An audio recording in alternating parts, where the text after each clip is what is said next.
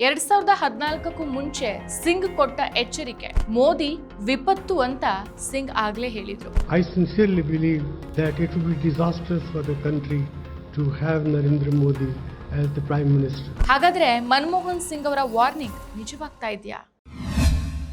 ನಮಸ್ಕಾರ, ಈ ದಿನಕ್ಕೆ ಸ್ವಾಗತ. ನಾನು ಜಿಎಂ ಪವಿತ್ರ. ಭಾರತದ ಮಾಜಿ ಪ್ರಧಾನಿ ಮನಮೋಹನ್ ಸಿಂಗ್ ತಮ್ಮ ರಾಜಕೀಯ ಜೀವನದಲ್ಲಿ ಬಹಳ ಶಾಂತ ಸ್ವಭಾವದ ನಾಯಕರು ಅಂತ ಚಿರಪರಿಚಿತರಾಗಿದ್ದವರು. ಇವರು ಸಾಮಾನ್ಯವಾಗಿ ತೀವ್ರ ರಾಜಕೀಯ ಹೇಳಿಕೆಗಳನ್ನ ಕೊಡ್ತಾ ಇರಲಿಲ್ಲ. ಆದರೆ 2014ರ ಲೋಕಸಭಾ ಚುನಾವಣೆಗೂ ಮುನ್ನ ನಡೆದಂತ ತಮ್ಮ ಕೊನೆಯ ಪತ್ರಿಕಾಗೋಷ್ಠಿಯಲ್ಲಿ ಇವರು ಹೇಳಿದಂತ ಒಂದು ಮಾತು ಈಗ ಮತ್ತೆ ಚರ್ಚೆಗೆ ಬರ್ತಾ ಇದೆ. ಡಾಕ್ಟರ್ ಮನಮೋಹನ್ ಸಿಂಗ್ ಅವರು ತಮ್ಮ ಕೊನೆಯ ಪತ್ರಿಕಾಗೋಷ್ಠಿಯಲ್ಲಿ ನರೇಂದ್ರ ಮೋದಿ ಅವರು ಪ್ರಧಾನಿಯಾಗೋದು ಭಾರತಕ್ಕೆ ದೊಡ್ಡ ವಿಪತ್ತು ಅಂತ ಹೇಳಿದ್ರು. ಅದು 2014ರ ಜನವರಿ 3ರಂದು ನಡೆದಂಥ ಪತ್ರಿಕಾಗೋಷ್ಠಿ. ಆ ಸಮಯದಲ್ಲಿ ಆ ಹೇಳಿಕೆಯನ್ನ ಬಹಳಷ್ಟು ಮಂದಿ ಗಂಭೀರವಾಗಿ ತೆಗೆದುಕೊಂಡೇ ಇಲ್ಲ. ಕೆಲವರು ಅದನ್ನ ರಾಜಕೀಯ ಹೇಳಿಕೆ ಅಂತ ಅಂದ್ಕೊಂಡ್ಬಿಟ್ರು. ಇನ್ನು ಕೆಲವರು ಮನಮೋಹನ್ ಸಿಂಗ್ ಅವರನ್ನ ತೀವ್ರವಾಗಿ ಟೀಕಿಸಿದ್ರು. ಆಗ ಕಾಂಗ್ರೆಸ್ ಪಕ್ಷದ ನಾಯಕರನ್ನ ದೂಷಿಸುವವರು, ಮನಮೋಹನ್ ಸಿಂಗ್ ಅವರನ್ನೇ ದುರ್ಬಲ ಪ್ರಧಾನಿ ಅಂತ ಟೀಕಿಸುವವರು ಸಹ ತುಂಬಾ ಜನ ಇದ್ರು. ಇದು ರಾಜಕೀಯ ದ್ವೇಷ ಅಂತ ಅನೇಕರು ಹೇಳ್ಬಿಟ್ಟಿದ್ರು. ಆದ್ರೆ ಇಂದು ಪರಿಸ್ಥಿತಿ ಬದಲಾಗಿದೆ. I have full confidence that the next Prime Minister will be from the UPA coalition, and that without discussing the merits of Mr. Narendra Modi, I sincerely believe that it would be disastrous for the country to have Narendra Modi as the Prime Minister.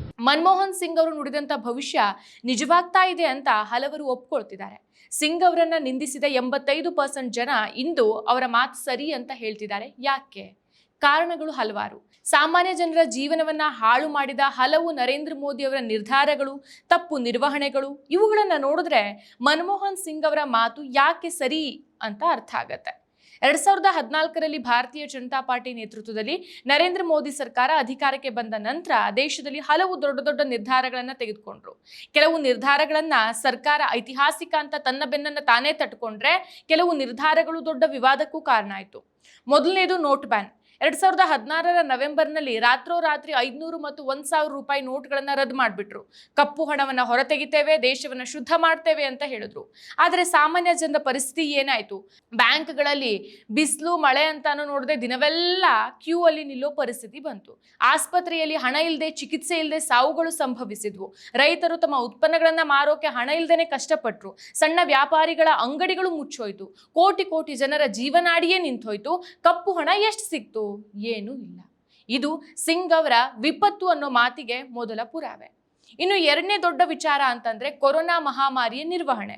2020ರಲ್ಲಿ ವಿಶ್ವದಾದ್ಯಂತ COVID-19 ಹರಡಿದಾಗ ಭಾರತವು ದೊಡ್ಡ ಸಂಕಷ್ಟವನ್ನ ಎದುರಿಸಬೇಕಾಯಿತು.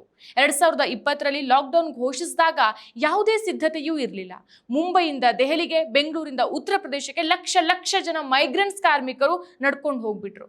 ರಸ್ತೆಯಲ್ಲಿ ಹಸಿವಿನಿಂದ, ಬಿಸಿಲಿಂದ ಸಾವುಗಳು ಸಂಭವಿಸಿದ್ವು. 2021ರಲ್ಲಿ ಬಂದಂತಹ corona ಎರಡನೇ ಅಲೆ ಇನ್ನೂ ಭಯಾನಕವಾಗಿತ್ತು. ಆಸ್ಪತ್ರೆಗಳಲ್ಲಿ ಆಮ್ಲಜನಕದ ಕೊರತೆ, ಹಾಸಿಗೆಗಳ ಕೊರತೆ, ಔಷಧಿಗಳ ಕೊರತೆ, ಇವುಗಳ ಕಾರಣದಿಂದಾಗಿ ಸಾವಿರಾರು ಕುಟುಂಬಗಳು ಸಂಕಷ್ಟವನ್ನು ಅನುಭವಿಸಬೇಕಾಯಿತು. ಆಸ್ಪತ್ರೆಗಳಲ್ಲಿ ಆಕ್ಸಿಜನ್ ಇಲ್ಲದೆ ಜನ ಉಸಿರುಗಟ್ಟಿ ಸತ್ರು. ಲಕ್ಷಾಂತರ ಸಾವುಗಳಾಯಿತು. ಇದರಿಂದ ಇಡೀ ದೇಶದ ಆರ್ಥಿಕತೆಯೇ ಹಾಳಾಯಿತು. ಜನ ಸರ್ಕಾರದ ಮೇಲಿನ ವಿಶ್ವಾಸವನ್ನ ಕಳೆದುಕೊಂಡ್ರು. ಕೊರೋನಾ ಸಂದರ್ಭವನ್ನ ಸರ್ಕಾರ ಸರಿಯಾಗಿ ನಿರ್ವಹಿಸಿಲ್ಲ ಅನ್ನೋದು ಸ್ಪಷ್ಟವಾಗೋಯಿತು. ಸೊ ಸಿಂಗ್ ಅವರು ಹೇಳಿದಂತೆ ಸಾಮಾನ್ಯ ಜನರ ಜೀವನಕ್ಕೆ ದೊಡ್ಡ ಹೊಡೆತ ಎರಡನೇ ಬಾರಿಯೂ ಬಿತ್ತು. ಇನ್ನು ಮೂರನೇದು ವಿದೇಶಿ ನೀತಿ. ಭಾರತದ ಅಕ್ಕಪಕ್ಕದ ದೇಶಗಳಾದ ಪಾಕಿಸ್ತಾನ್, ಚೀನಾ, ನೇಪಾಳ, ಬಾಂಗ್ಲಾದೇಶ್, ಶ್ರೀಲಂಕಾ, ಮಾಲ್ಡೀವ್ಸ್ ಜೊತೆಗೆ ಐತಿಹಾಸಿಕ ಸಂಬಂಧಗಳು ಹಾಳಾಗಿದೆ. ಚೀನಾ ಲಡಾಖ್ನಲ್ಲಿ ಗಡಿ ಉಲ್ಲಂಘನೆ ಮಾಡಿದಾಗ ಬಲವಾದ ಪ್ರತಿಕ್ರಿಯೆ ಬಂದಿಲ್ಲ. ಗಾಲ್ವಾನ್ನಲ್ಲಿ ನಮ್ಮ ಸೈನಿಕರು ಸತ್ರು, ಆದರೆ ಯಾವುದೇ ಕ್ರಮವನ್ನ ತೆಗೆದುಕೊಳ್ಳಲಿಲ್ಲ. ಪಾಕಿಸ್ತಾನ ಉಗ್ರರ ದಾಳಿಗಳನ್ನು ಹೆಚ್ಚು ಮಾಡ್ತಾ ಇದೆ. ಇದ್ಯಾವುದರ ಮೇಲೂ ಮೋದಿ ಆಕ್ರೋಶ ಹೊರಹಾಕಿಯೇ ಇಲ್ಲ. ಬದಲಿಗೆ ಅಮೆರಿಕ ಮತ್ತು ಇಸ್ರೇಲ್ ಮುಂದೆ ನಡುಬಗ್ಗಿಸಿ ನಿಂತು ಬಿಟ್ರು.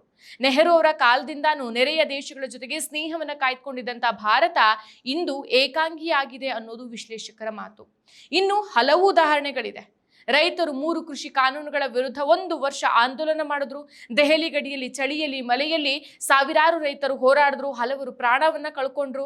ಅಂತಿಮವಾಗಿ ಕಾನೂನುಗಳನ್ನ ಹಿಂಪಡೆದ್ರು. ಆದ್ರೆ ಆ ಸಮಯದಲ್ಲಿ ರೈತನ್ನ ಖಲಿಸ್ತಾನಿಗಳು ಅಂತ ಟೀಕಿಸಿದ್ದು ಜನರ ಮನಸ್ಸಲ್ಲಿ ಇನ್ನೂ ಇದೆ. ಬೆಲೆ ಏರಿಕೆ, ಪೆಟ್ರೋಲ್, ಡೀಸೆಲ್, ಅಡುಗೆ ಎಣ್ಣೆ, ಹಾಲು, ತರಕಾರಿ ಎಲ್ಲನೂ ದುಬಾರಿ. ಸಾಮಾನ್ಯ ಕುಟುಂಬಕ್ಕೆ ತಿಂಗಳು ತುಂಬಿಸೋದೇ ಕಷ್ಟ ಆಗೋಗ್ಬಿಟ್ಟಿದೆ. ನಿರುದ್ಯೋಗ ಸಮಸ್ಯೆ, ಯುವಕರು ಉದ್ಯೋಗ ಶಿಬಿರಗಳಲ್ಲಿ ಲಕ್ಷ ಅರ್ಜಿ ಹಾಕ್ತಾರೆ, ಆದರೆ ಕೆಲಸಗಳು ಮಾತ್ರ ಸಿಗ್ತಾ ಇಲ್ಲ. ಆರ್ಥಿಕತೆಯ ಬೆಳವಣಿಗೆ ಕುಸಿದಿದೆ ಅಂತ ಹೇಳ್ತಾರೆ ತಜ್ಞರು. ಇನ್ನು CAA, NRC ಕಾನೂನುಗಳಿಂದ ಮೈನಾರಿಟಿ ಜನರು ಭಯದಲ್ಲಿ ಜೀವಿಸ್ತಿದ್ದಾರೆ. ಧಾರ್ಮಿಕ ಘರ್ಷಣೆಗಳು, ಲಿಂಚಿಂಗ್ ಪ್ರಕರಣಗಳು ಹೆಚ್ಚಾಗಿದೆ. ಮಾಧ್ಯಮಗಳ ಸ್ವಾತಂತ್ರ್ಯ ಕುಸಿದಿದೆ. ತನಿಖಾ ಸಂಸ್ಥೆಗಳ ಮೇಲೆ ಸರ್ಕಾರದ ಒತ್ತಡ ಹೆಚ್ಚಿದೆ. ಇವೆಲ್ಲ ಸೇರಿ ದೇಶದಲ್ಲಿ ಅಸಮಾನತೆ ಹೆಚ್ಚಾಗಿದೆ. ಬಡವರು ಬಡವರಾಗಿಯೇ ಉಳಿತಿದ್ದಾರೆ, ಸಿರಿವಂತರು ಮಾತ್ರ ಇನ್ನೂ ಸಿರಿವಂತರಾಗ್ತಿದ್ದಾರೆ.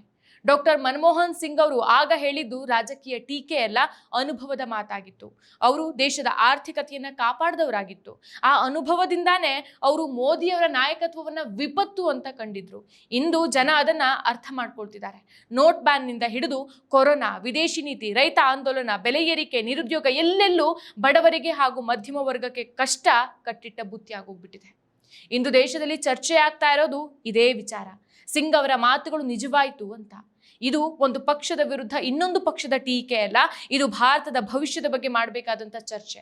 ಸಾಮಾನ್ಯ ಜನ ತಮ್ಮ ಜೀವನದಲ್ಲಿ ಅನುಭವಿಸ್ತಾ ಇರುವಂತಹ ಕಷ್ಟಗಳು ಸಿಂಗ್ ಅವರ ಭವಿಷ್ಯವಾಣಿಯನ್ನು ನೆನಪಿಸುತ್ತೆ.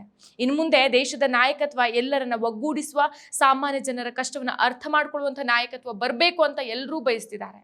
ಮುಂದಿನ ದಿನಗಳಲ್ಲಿ ಈ ಚರ್ಚೆಗಳು ಯಾವ ದಿಕ್ಕಿಗೆ ಸಾಗತ್ತೆ ಅನ್ನೋದು ಭಾರತದ ರಾಜಕೀಯ ಭವಿಷ್ಯವನ್ನ ನಿರ್ಧರಿಸೋ ವಿಷಯವಾಗತ್ತೆ. ಮತ್ತಷ್ಟು ವಿಶೇಷ ವಿಡಿಯೋಗಳನ್ನು ನೋಡಲು ಮತ್ತು ಹೊಸ ವಿಡಿಯೋಗಳ ಬಗ್ಗೆ ತಿಳಿಯಲು ಈ ದಿನ .com ಯೂಟ್ಯೂಬ್ ಚಾನೆಲ್ ಸಬ್ಸ್ಕ್ರೈಬ್ ಮಾಡಿ ಮತ್ತು ಬೆಲ್ ಐಕಾನ್ ಕ್ಲಿಕ್ ಮಾಡಿ.